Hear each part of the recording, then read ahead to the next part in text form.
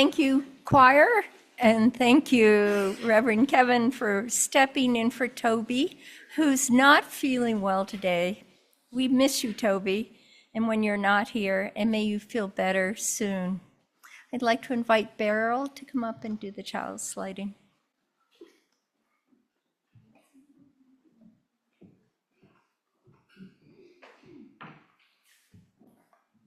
Good morning. What's going to happen? Will everything be okay? What can I do? In these days, we find ourselves too often stuck with these questions on repeat. What's going to happen? Will everything be okay? What can I do? We grasp at signs and markers, articles of news and analysis, Facebook memes and forward emails, as if the new zodiac, capable of broadcasting all that life may yet bring our way, as if we could prepare, as if life had ever made any promises of making sense or turning out the way we thought. As if we are not also actors in this still unfolding story. For this hour, we gather to surrender to the mystery, to release ourselves from the needing to know, the yearning to have it already figured out, and also the burden of believing we either have all control or none. Here in our song and our silence, our stories and our sharing, we make space for a new breath, a new healing, a new possibility to take root. That is courage forged by the fire of our coming together and felt in the spirit that comes alive in this act of faith, that we believe still a new world is possible, that we are creating it already here and now, and so we light our chalice.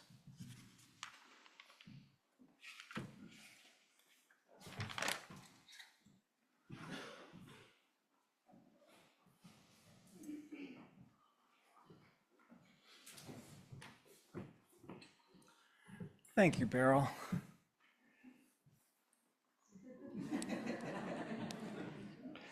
Reminder time. Yeah, and it's okay to check. It's okay to go check your phone and see if it's off. I'm the Reverend Kevin Tarsa. If we haven't met yet, welcome. Glad you're here this morning. We're about to greet each other, but first I'm going to invite us to say hi to the folks on Zoom.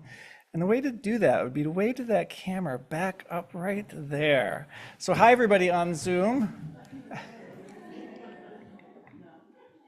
So I invite you to get ready to greet each other well and sensitively and paying attention to how a person might want to be greeted so that everyone here is welcomed warmly. And I'll point out that sometimes this is the interaction for a person in the course of a week. This might be it. So I invite you to take this moment as an important moment and say hello to the people around you.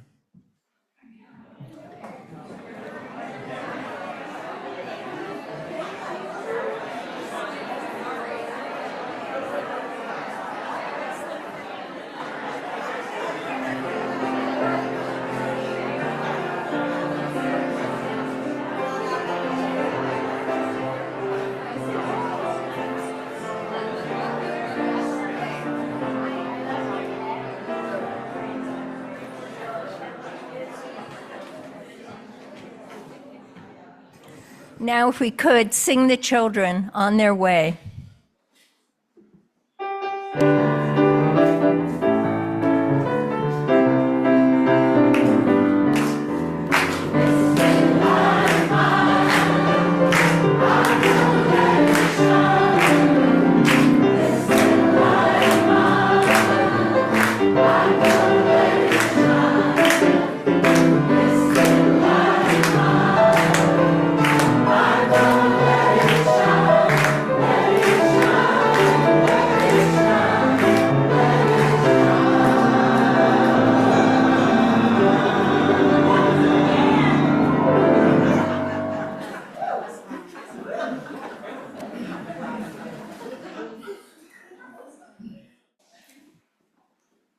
Always fun. Always fun. Our theme this month is living love through the practice of trust. Living love through the practice of trust. And oh, trust is the very heart of the matter when it comes to the histories and legacies that lead us to offer a land acknowledgement each Sunday. We continue this practice week after week as a reminder to ourselves to do the work of tending to this congregation's relationship with the indigenous people of this area, as well as our own relationship to the behaviors and the broken trusts that stole the land from the people who were already here, and that tried actively to eliminate them by any means. There is a valid and important questioning these days of whether offering a land acknowledgement is too often merely performative, meaning too often an empty feel-good gesture, or as some people put it, a conscience-clearing ritual, without any action to back it up. Now, to those who have raised that valid question and concern here, I would like to name that the first part of the genuine work is being done by this congregation. In particular, through what has been the Nisenan Task Force, now continuing its work as an ongoing team rather than a task force, and through the various efforts the team has invited the congregation to take part in over time. What makes this relationship building more quiet and less visible than it might otherwise be is that the team made a commitment from the very beginning to seek a relationship with the Nevada City Rancheria Nisenan tribe that was not based on our needs, not based on our expectations or our ideas of what that relationship should be or what we should get from it. Take a musical break.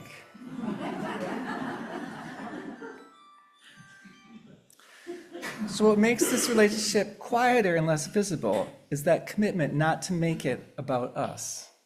The team made a commitment on your behalf to move as respectfully as possible, to be as trustworthy as possible, guided by the tribe's desires and requests, not our needs and not our members' needs.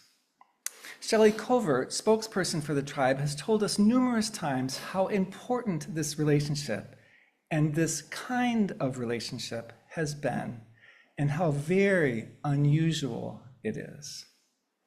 It has unfolded in gathering signatures when asked, showing up at public meetings and events when asked, offering to buy a scanner when needed, inviting Shelley's presence in our services here in ways that might serve her and the tribe, inviting donations to help buy back land that had been stolen, and in hosting learning events, and in the congregation's annual contribution to the Ancestral Homelands Reciprocity Program, an effort that seeks to respond, at least in a small way, to the fact that by owning and enjoying and living on this land, by being able to be in this building, we here today benefit from the stealing of the land and all that came with that theft.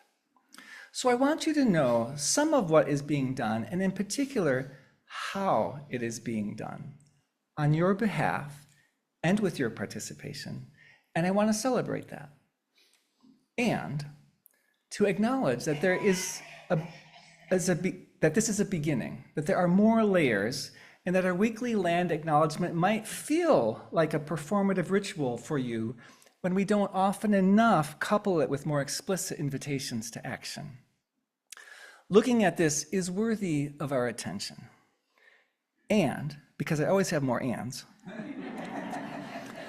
Frank Lawrence, UUCM member and tribal attorney, and one of your Nisenan team members, invites us not to dismiss the value of our weekly words in and of themselves. He noted that if we try as best we can to put ourselves in the shoes of tribal members, if we draw on our compassion to try to understand what it means to be survivors of genocide and to feel erased and invisible, we might understand how powerful being acknowledged can be. In this light, 6 or 7 years ago, we began by offering exactly the land acknowledgement words that Shelley had crafted very carefully in conversation with elders of the tribe. Out of respect and out of a desire to be ourselves trustworthy, we carefully used exactly those words for a long time. And then we asked for and received permission to adapt them from time to time while keeping their essence, so as to help keep the message present in us. I've invited the Nisanam team to help more of us know in an ongoing and clear way the trustworthy actions that the tribe has invited and that we can engage in. I would offer that participating in the Ancestral Homelands Reciprocity Program yourself is one of those possibilities. This morning, as Mark offers our land acknowledgement, I invite you to consider what taking these words to heart might be asking of you, of us today.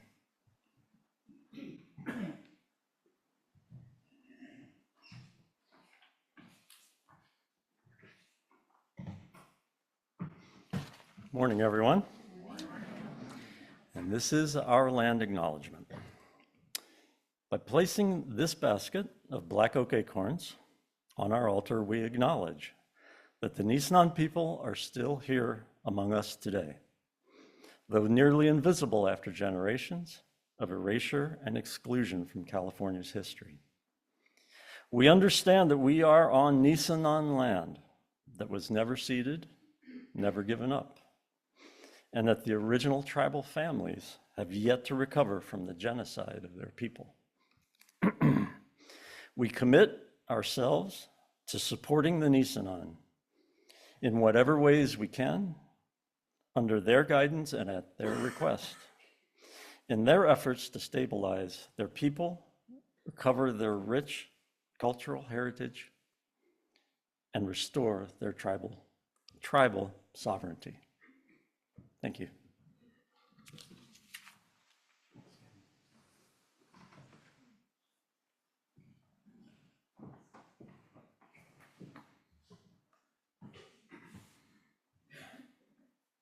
Good morning. It's good to be gathered in community in this room and on Zoom. My hope is you'll find connection and comfort, reflection and relationship this morning. Welcome. I'm Carol Nimick, serving as the worship associate to assist Reverend Kevin Tarsa. This month brings us to a new theme, as Kevin mentioned earlier, trust. And this morning's service is titled, Trusting Yourself to Water. Allan Watts said, "To have faith is to trust yourself to the water. When you swim, you don't grab hold of the water, because if you do, you drown. Instead, relax and float." For me, two questions arise. What is this water? And how do I relax in it rather than grab it? Which would be my first inclination, especially when I'm scared. How trusting can I be to lay afloat? I reflect on a solo hike for 226 miles, not knowing if I'd be caught on exposed mountain slope in a lightning storm, in a raging river as I crossed, a fire, rock falls, or coping with injuries and bears. Embarking on the trail, I was trusting something larger than myself. I knew I couldn't be fearful, for this would be akin to grabbing and sinking, like an invitation to trip and fall. I remember one night a horrific storm came, ripping apart my tent with puddles of water pouring around me. Evacuation was needed at 4 a.m, requiring an ascent of over a 12,000-foot pass with howling winds and the trail covered in snow. I made it back to base camp at the trailhead, but the journey called upon all my resources, physical, mental, emotional. During the hike, I just kept saying, I can do this. I can do this. I'm sure we've all had such moments with deep challenge. Perhaps at a time of being in an unfamiliar place where we had, or you had, no bearings to navigate. At such times, we have only our innate capacities, our intuitions, and instinct on which to rely. Water is the whole realm of life we have to contend with, including its many puzzles and twists and turns. Instead of grabbing onto the difficult situations or letting them grab me, I try to merge and float through the currents with my better self. This requires real intention, presence, and effort, and trust within the core of my being. We can remind ourselves there is buoyancy in water. I feel it as I lay back and float through. I can increasingly relax as trust is an opening to myself and an invitation to a feeling of love. It's important to stay in touch with what keeps us buoyant in these times. For me, our UUCM community is buoyant water. May we all feel welcome to lay back, breathe, and be nourished in these waters here at UU.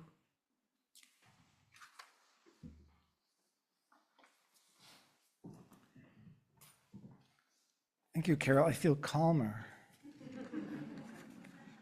I do. Our annual stewardship effort begins today. Our annual request of members and pledging friends to consider and express their financial support of this congregation and its mission as part of helping us notice what our own relationship to the congregation means to us. Today, we are fortunate to hear from Lindsay Dunkel and Randy McCain.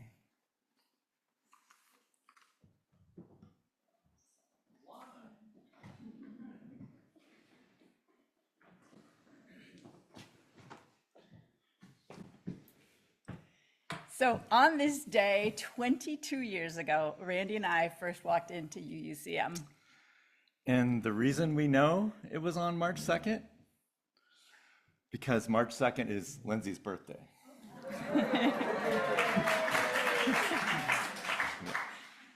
We had been members of a UU community in New York City and had moved to Grass Valley the previous July, 2002. But it took us a few months to get up the gumption to try out this new UU. Partly because we were leaving space to mourn our old UU. It's like when you're expecting your second child and you can't imagine that you could love another child like you love your first. And partly because of what we were imagining that a UU in Grass Valley would be like. That we might be too square, like not vegetarian, not Birkenstock wearers, not raising chickens, not even a garden to our names. So we had a whole picture of this place, what this place might be like. But like with most preconceptions, it turned out to be wrong. Believe it or not, what we found 22 years ago when we were both still in our 30s, Our late 30s.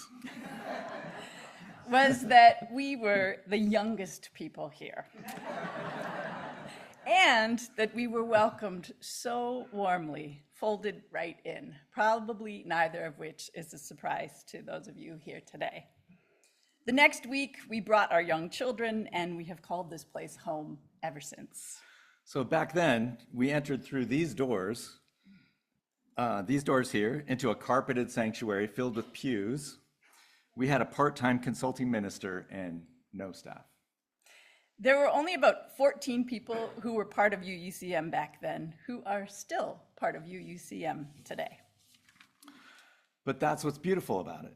It's bigger than any of us or any combination of people. Like a river, you can't step into the same water twice. Yet the spirit of this place remains constant, and that's what draws us back.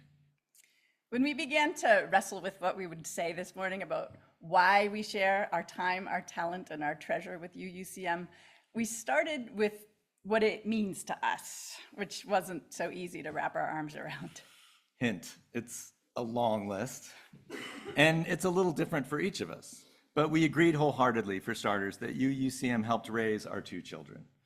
They've been mentored here, formed friendships, and have had leadership opportunities that have shaped who they are today. They always told us that at UUCM, they could be their whole selves. We found that we both cherish the intergenerational relationships we've formed here, and that don't seem to happen so easily out in the world. From the mentorship that I got from Marilyn Winters, who is now in her 90s and probably watching on Zoom. Hi, Marilyn. To the hanging out with our young people upstairs at Kids Connection on Sunday mornings. I remember talking with Jerry Lawrence about his days in the 1940s as a big band leader and drummer. I remember the teens leading the UUCM campers in a game of telephone around a blazing campfire. I remember drawing dragons and hot air balloons with a first-time Sunday school attendee. It's the only way I could calm him down. These intergenerational gems stay with me. This community has invited me to take risks that have led to personal growth. From learning how to confront white supremacy culture to playing cello in public. I never would have imagined that I would sing in a choir or participate in phone banking or protest at an ICE detention center. Yet here I was gently prodded to let go of my, shall we say, inherent perfectionism. It was safe to try. It's given me the space to reconnect with things that are important to me, things like music, which I had stopped altogether, but began playing again in this community. It's drawn me out into relationships with other people I would not have connected with otherwise. We were struck that this is both a place where we find balance, where we can calm down, return to center, and recharge our batteries. And that it is a place where we can relight our inner flame and rekindle our hope when we need it the most. It's where I get both stirred up and calmed down. And apparently, based on available data, I come to church to cry. Me too. But not because I'm sad. It's because I'm so moved by what is being said or by what I am feeling in the moment. And I've been amazed by the creativity of others, whether it's a tapestry reading, an original poem, a song, a dance. And all of that connection, all that UUCM means to us, translates into our giving. So it's not easy to talk about money, but pledging some of ours is another way we've learned to be part of something bigger than ourselves, that we find something that we find here at UUCM. Over the years, our understanding of stewardship has grown. So several years ago, instead of just pulling a pledge amount out of thin air, we decided to sit down and really have a conversation about it, a deep conversation about our financial pledge. And we realized that there was a gap between the meaning and the value of UUCM in our lives and in the lives of the larger community and the money that we were giving.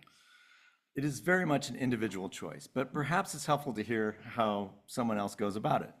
We looked at the percentage of our take-home pay that we were giving to UUCM and realized it was lower than what we had assumed it was. So we decided that it would be a meaningful spiritual practice and that it would feel right to us to give 5%, and while also donating another 5% to other causes that we care deeply about. So we set up a plan to climb to that amount over a few years, reallocating resources and realigning priorities to make it happen. And now each year we sit down and have that conversation about money and values, and we adjust our giving accordingly. So we've come to realize that giving intentionally in this way has made us feel even more connected to this place and its mission. So thank you for being a part of the water that we've stepped into here, for helping us to give rise to this community that comforts and challenges, that provides a bedrock of belonging, that strives to build beloved community and create a world more compassionate, sustainable, and just. Together with all of you, we are constructing something important that is here now during this uncertain time and will be here for future generations. We are deeply grateful.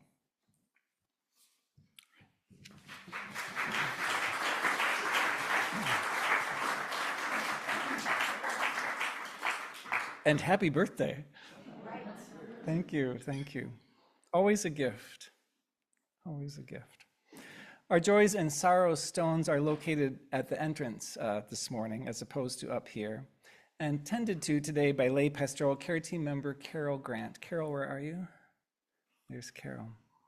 At any time during or after the service, you are invited to place a stone in the bowl of water to mark all that you hold in your heart this morning, all that's weighing on you, that's lifting you up, all that feels important to acknowledge in some way.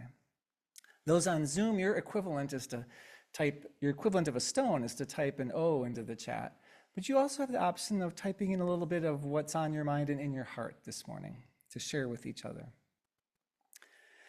Today, with permission, I bring a ritual from one of our sister congregations down the hill, the UU Society of Sacramento, which has begun lighting a beeswax candle each week, which they call a candle of compassion and resistance. I'm drawn to name it a candle of compassion, resistance, and resilience. And to celebrate the day, I want to celebrate in doing this also the day Friday that was organized here for people to take action, to be together, to connect. It was centered around the economic blackout, the 24 hours. So thanks to Gail Johnson-Vaughn, who dreamed that, and Carl, who I know was instrumental, and all those who helped with that. And it so happened that Shannon Dooley Miller had planned a potluck and an open mic and a drum circle that same evening. So it was a day of sort of taking our energies and focusing them somewhere. So thank you for that. At the UU Society of Sacramento, they share these words as they light their candle, words crafted by one of their ministers, the Reverend Roger Jones, for this ritual that was imagined into being by their other minister, the Reverend Lucy Bunch. I invite Michaela Kemenga to offer those words this morning. And Carol will light the candle.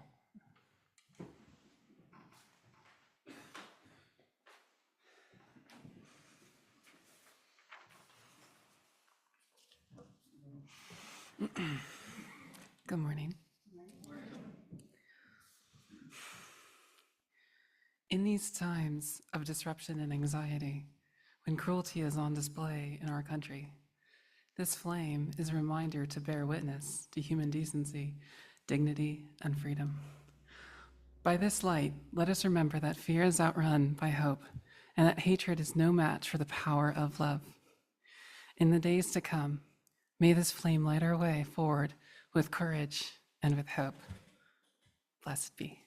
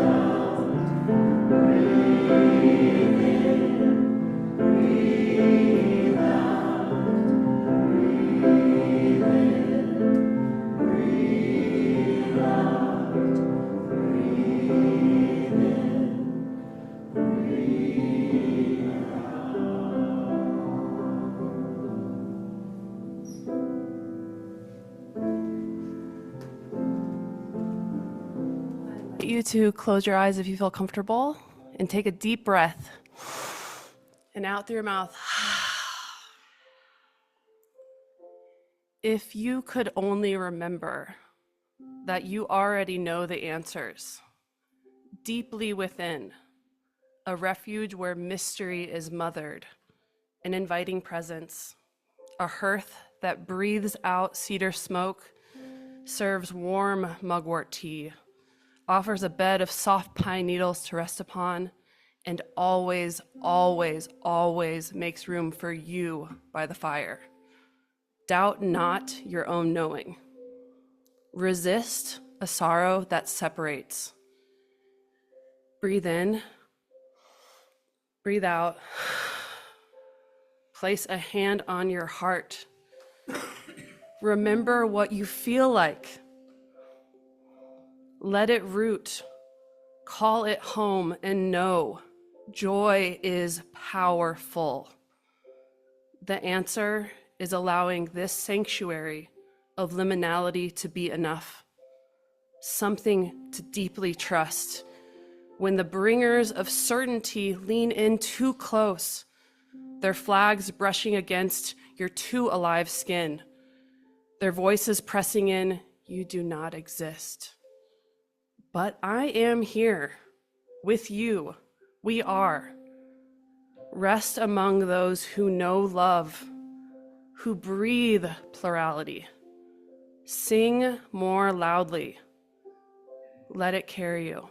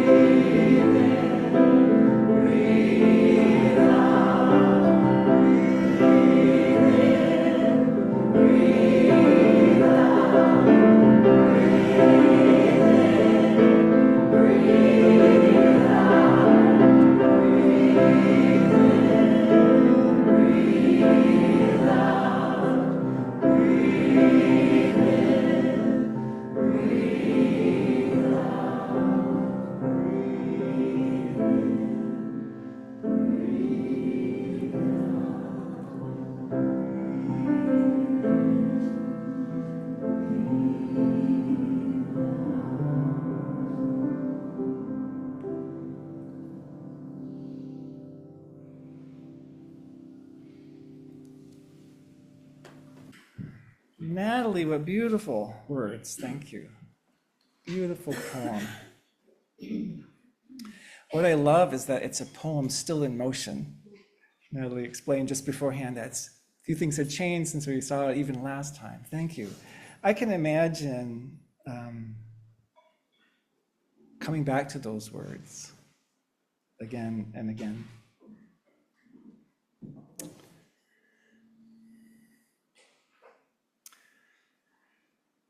In this month-long journey with the theme of living love through the practice of trust, today we begin close in. If you could only remember that you already know the answers deeply within, a refuge where mystery is mothered. Before offering any definitions of trust, which according to Rachel Botsman is so hotly contested that there are more academic papers on the definition of trust than there are on any other sociological concept. More even than love, if you believe it. We'll start with what we know, as Nat encouraged us, not to doubt our own knowing. So I invite you to take a moment to call up and draw on your own experiences of trust in the course of your life so far. Your experiences of trusting, of being trusted, of being trustworthy, of longing for trust, maybe. And to notice how trust feels to you, feels in you. Maybe first in your body. What does trust feel like? Notice how trust sounds, how trust acts, what effects trust has on you, on others in the world. For those who come at the shape of this experience more easily through empty or negative space, it may help to notice what's missing, what's not there when trust is absent. So I'm going to frame this as a sharing of recipes. And I will ask you about your recipe for trust. If you wanted to make a big, delicious, and sustaining batch of trust from scratch, what ingredients would you be sure to include? What are the key and necessary ingredients for trust in your recipe? And I'm going to grab my computer so I can watch the chat too. If you call them out, I'll repeat. What are key ingredients? Listening. Shared values. Shared values. Transparency. Transparency. Honesty. Being present. Being present. Self-trust. Self-trust. Warmth. Warmth. Openness. Openness. Dependability. Dependability. Being true. Being true and Consistency. consistency. Vulnerability. Vulnerability. Respect. History. Respect. Belief. Love. Was it honor? Kindness. Kindness. Make people laugh. Make people laugh. Hope. Hope. Unconditional. Non-judgmental. Non-judgmental. Knowingness. Knowingness from online. Steadiness. Accountability. Letting go. Letting go. Integrity. Consistency. Consistency. Accuracy. Accuracy.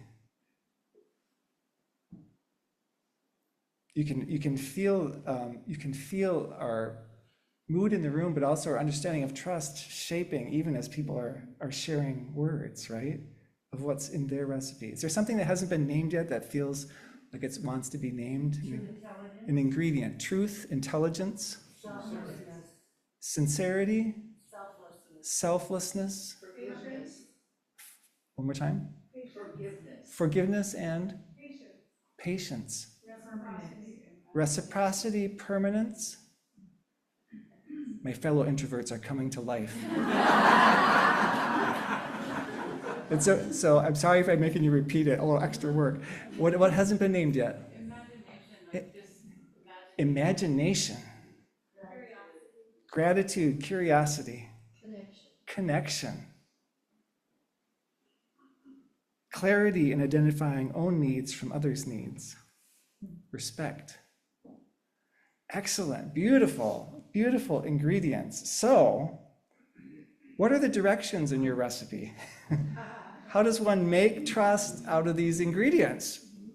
What are some of the steps? Maybe not necessarily in order even. What are the steps in your recipe? Kneading. Blending carefully. Preheating. Oh, there's so many places these can go. Measuring. Showing up counts.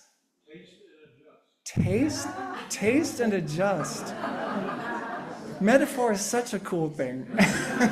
Taste and adjust. Set aside to rise. Not measuring. Not measuring. Leaven it with a bit of other trust. Leaven it with a bit of other trust.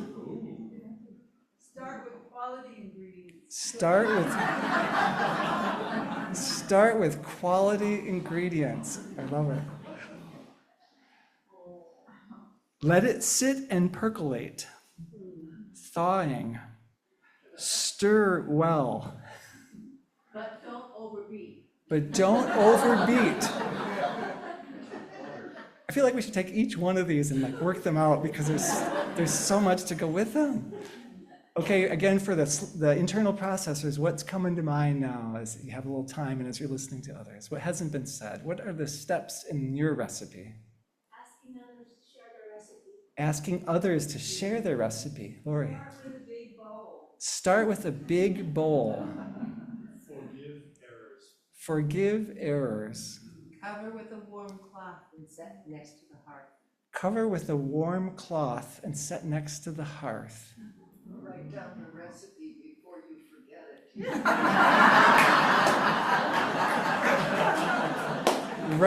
Write down the recipe before you forget it. Oh, from online. Listen inside. Start over again if you make a mistake. Read the manual. What hasn't been said yet? Allow change. Allow change. Read the instructions. Add your own spice. Experiment. Add your own spice. Mustafa. I have self-awareness first, then empathy, then acceptance. One more time. Self-awareness, I'm not. self-awareness, Self-awareness. Thank you. empathy, Empathy. acceptance. Acceptance. Thank you. I was going for food ingredients there for a second. Thank you. Yes. Yes. Don't burn it. Don't burn it.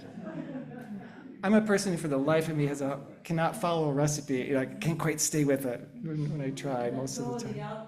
Let go of the outcome. Don't throw it away if it's not what you thought. Experiment. Don't necessarily throw it away. I'm not sure what the qualifier was. Experiment.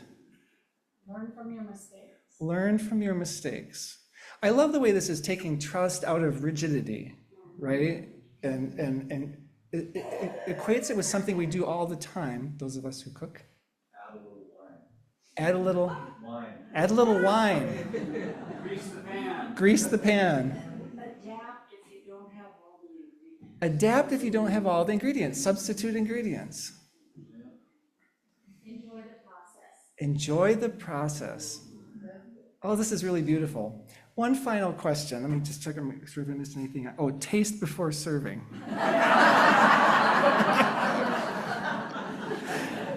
Salt and pepper to taste. So one final question. Where or from whom did you get your recipe? Grandma. Where or from whom did you get your recipe, Grandma? The community. Experiences. Yeah. Mom. Mom. Trial and error. Trial and error. Siblings. Siblings. Friendships. Friendships. Beloved pets. Beloved pets. A good book. A good book. Endless therapy. Endless therapy. Living and learning. Living and learning. Hard knocks. Hard knocks. Mm-hmm. Dad.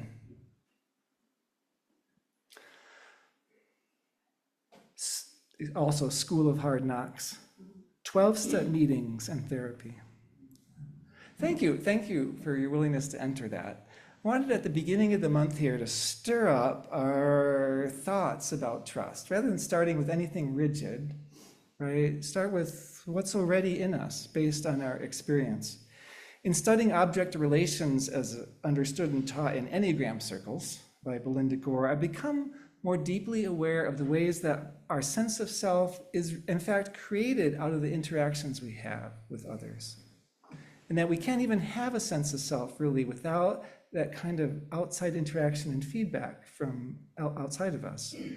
This is especially true originally in the interactions we have with those who are our primary caregivers. When we were very young and could not survive on our own, could not take care of ourselves on our own. And this has really deep implications for our base level, our willingness to trust, as well as our ability to hope. Scotty reminded me of the roots of this in Danish, German, Jewish psychoanalyst Erik Erikson's theories. His theories of lifelong psychosocial development. And of the 8 life stages that Erikson identified, the very first one, the foundation for everything else, is the developing sense of self that is forming from ages 0 to 2, named trust versus mistrust. Foundational, based on the extent to which the very human people caring for us provided for and attended to our basic needs for food, for shelter, for comfort, for safety, for connection, for encouragement, for love. Could we trust, based on our experience, could we trust that the world is a safe place or not? For some people, not. Perhaps that's your experience. But for all of us, chances are our caregivers couldn't always meet every need the way we wanted it, when we wanted it. I have an early memory of my dad rocking me very tenderly in a rocking chair. I was really young. I can remember the soft evening light and that warmth. And I have stark memories of being spanked by him too. I remember feeling loved and encouraged often, and also feeling afraid of his sometimes quickly flaring moods. That our very human caregivers could not be perfect matches the reality that the world is both a safe and an unsafe place, and that we need both healthy trust and healthy caution, maybe even mistrust. That very early set of experiences shapes our lifelong baseline, our starting place. And I'm planting this seed here at the beginning of the month as an invitation to keep reflecting, paying attention, to consider more deeply all month long what your base level of willingness to trust is, how you define it, what are your ingredients, what's your recipe, and where does all of that come from? From the very beginning to now, what are all of the ways that has been shaped in you? If you could only remember that you already know the answers deeply within, a refuge where mystery is mothered. As the month goes on, we'll keep applying these awarenesses in different ways as we consider just how foundational trust is for anything we're going to be able to do in response to the emotional, spiritual, social energies and challenges of this time. Foundational to our hope, foundational to our compassion and our ability to be community, foundational to our resistance, foundational to our resilience. And so as not to leave us without some stab at a definition, some attempt at a definition, violent language. One dictionary explains that trust is firm belief in the reliability, truth, ability, or strength of someone or something. Brene Brown gets at trust more viscerally when she defines trust as choosing to make what's important to you vulnerable to the actions of someone else. Choosing to make what's important to you vulnerable to the actions of someone else. And Esther Patel gets at it even more kind of fundamentally, defining trust as active engagement with the unknown. That's where I want to go next, to lift up that element of risk before we finish. That element of risk that is an inherent part of trust, that invitation to let go without certainty. But first, a piece of music from the choir. The words were discovered, written in the tunnels, in a room in the tunnels in Cologne, Germany, where with the help of German Catholics, 9 Jewish people hid from the Gestapo for 4 months in the darkness. People later found these words written on the wall. If the theology does not match your own, I invite you to hear beneath the words, in the spirit of the words, in the spirit of the many possible definitions of trust. What rings true for you? I believe in the sun, even when it's not shining. I believe in love, even when I don't feel it. I believe in God, even when God is silent. A translation a little more true to the original spirit of the German might be this: I believe in the sun, even in the darkness. I believe in God, even if God is silent. I believe in compassion, even when it must remain hidden.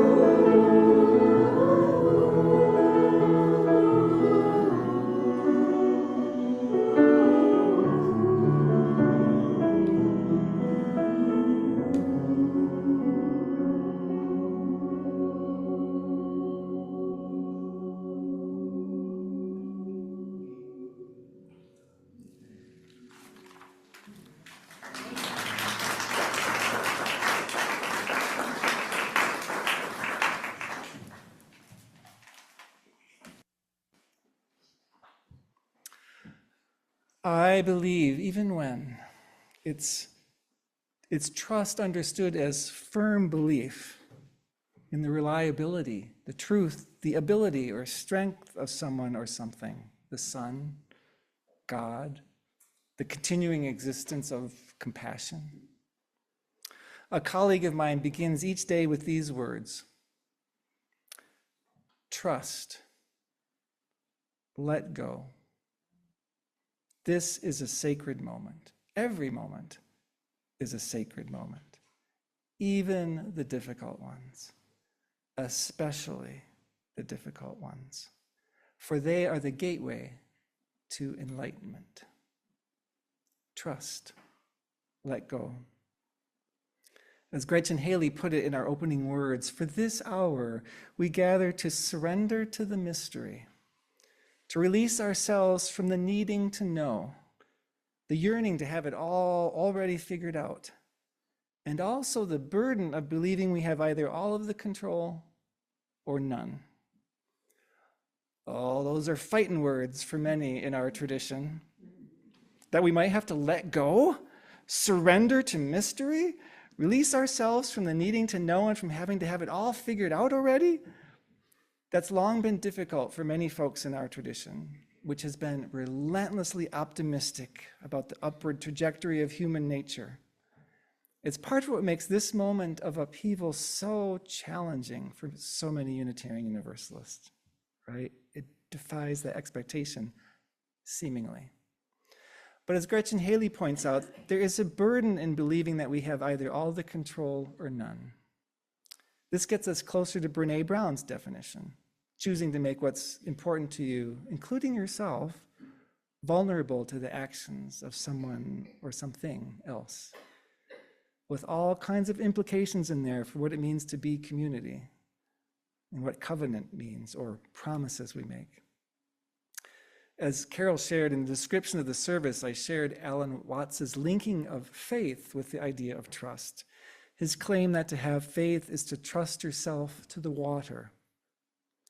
Because if you try to grab on, he says, you'll sink and drown. Instead, relax and float. In his framing, faith isn't about belief in something you can't prove, and it isn't about certainty. It's about having a life-informed willingness to let go, enough of a willingness to let go, and to let you fill in the blank, to let go and let life, to let God, to let mystery, to let the water that matters to you hold you. As Esther Pantel's definition of trust, active engagement with the unknown, Brown and Watts raised the element of risk. And so letting go at some level as a vital, if not always welcome, ingredient in any genuine recipe for trust. And so we've started today to lift up some of the ingredients we'll be cooking with this month and beyond. Our definitions of and ingredients for and recipes for trust, the origins of our own personal level of willingness to trust that got shaped very, very early, and the ingredients of risk and letting go that sometimes gets left out of recipes, but without which the trust will not rise. Here in our song and silence, back to Gretchen Haley, here in our stories and our sharing, may we make space for a new breath, a new healing, a new possibility to take root. That is courage forged in the fire of our coming together and felt in the spirit that comes alive in this act of faith, this act of trust, that we believe still a new world is possible, that we are creating it already, here and now, with all our ingredients. So may we be.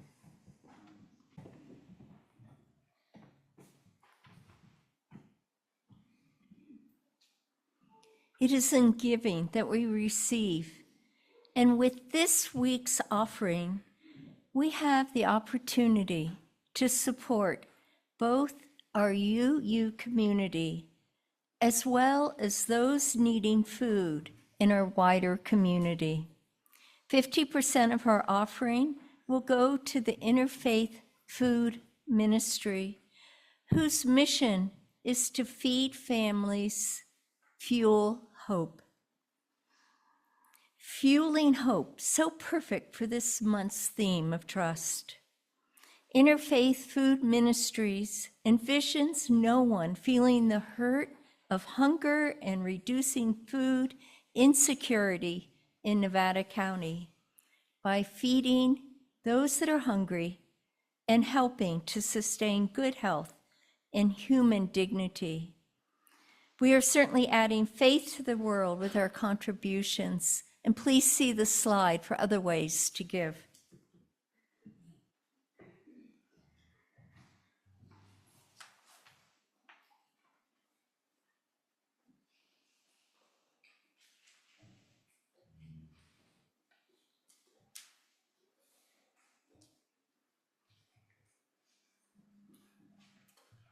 That would be me at the piano.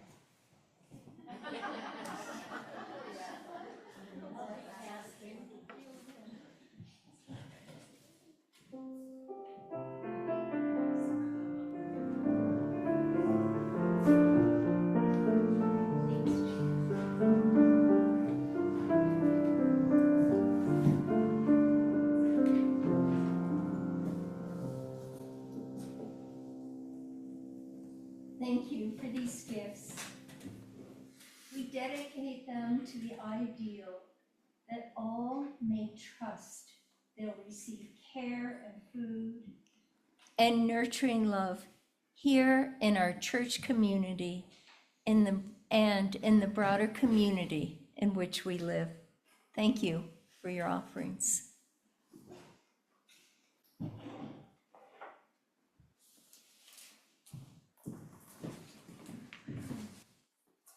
Just waiting for Toby's music to start there. Thank you to Beryl, to Mark, to Michaela, to Natalie for reading, and Natalie for sharing your own words. Really extra beautiful today. Choir, thank you. Beautiful. Really beautiful singing. Carol, thanks for flexibility as we navigated various changes in the process and for being such a beautiful worship associate today. To Steve in Cyprus, steady, steady, steady, operating our AV there. Eileen for being our chat host week after week. Linda Siska created the beautiful setting today. Calming, isn't it? Calming has a serene feel to me. To Jim and Lori and Jean for greeting people so beautifully. To Carol Grant for being our lay pastoral care associate today. To those who are working with our young ones in Kids Connection. And to all those who are helping set up refreshments, I saw really fun, busy activity in the kitchen today. Humanism Discussion Group meets this week on Wednesday. The Parkinson's Support Group meets on Thursday. Singing meditation on Thursday. Come soothe your amygdala with us. UU history sessions, these are ongoing on Tuesday evenings and Thursday afternoons for many of the next several weeks. You're welcome to drop in for one of those. It's made that way, so you can drop in if you choose. The auction is coming up in the beginning of May, seeking donations. Now's your chance. Daylight saving begins next Sunday. Here's your early notice next Sunday. Here's your notice. And I invite us to check the website always for things, but I invite us to sing this song together with everything that's going on in the world and heart and mind, and also this community and why it matters. So as you sing, I invite you to feel all of that. I invite you to rise in body or in spirit and to sing.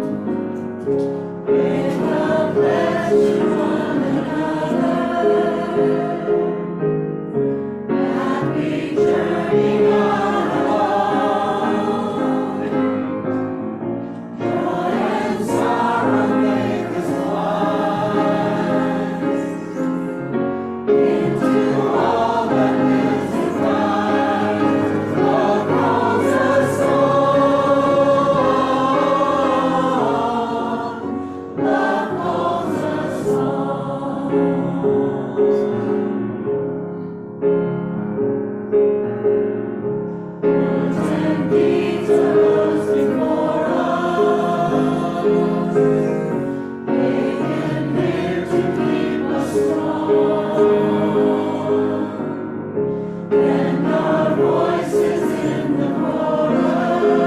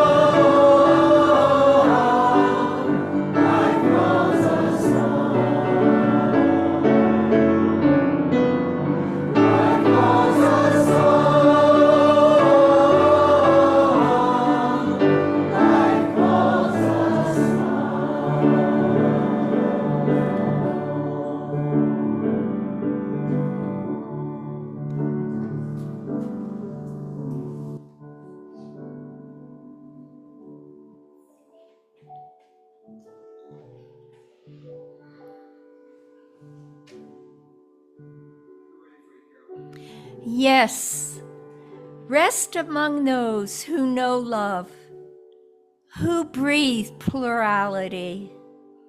Sing more loudly. Let it carry you. May love, hope, life, and faith call us on as we carry the flame of peace and love until we meet again.